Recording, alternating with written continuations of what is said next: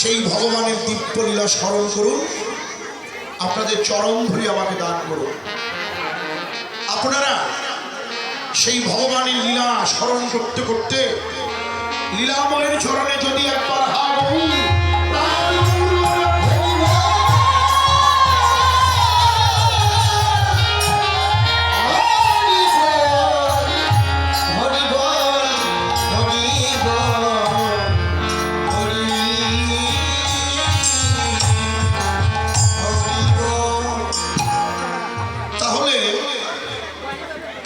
প্রথমেই হলো তদচিত গৌর চন্দ্রিকা।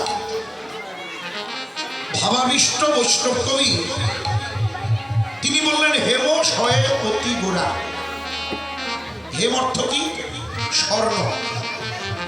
এই স্বর্ণের অনেক নাম, সুবর্ণ কনক হেম, কাঞ্চন মহাধাতু। শয়ে মানে হলো চেয়েও, সোনার চেয়ে অতি মনোহরকারী গৌরাঙ্গ রূপ মাধুরী। এই জগতের সোনা প্রাকৃত ধাতু, আর আমার গৌর হচ্ছেন মহাপ্রভু।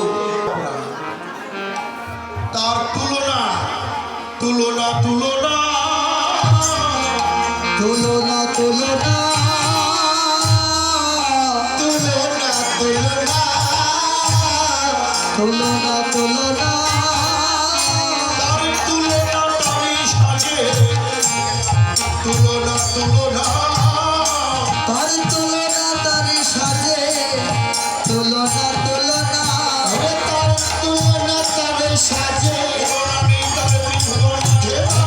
তার সাজে, তুলনা তার সাজে, তার সাজে,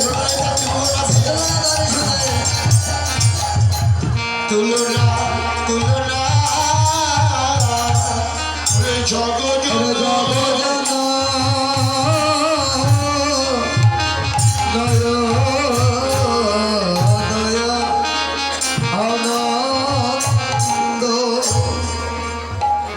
তুলনা হয় না গৌরী। প্রশ্ন হয়, যদি মহাপ্রভুর তুলনা না হয়, ভাবাবিষ্ট বৈষ্ণব কবি কেন বললেন হেম শয়ে অতি গোড়া? তিনি তুলনা করেন নাই। তিনি গৌর রূপের পাশে এক খণ্ড স্বর্ণকে উপস্থাপন করেছেন মাত্র। কেন করলো বা? তিনি দেখলো তুলনা তো হবেই না, তবে হ্যাঁ বৈশিষ্ট্যের একটা মিল রয়েছে। যদি বলেন কেমন মিল?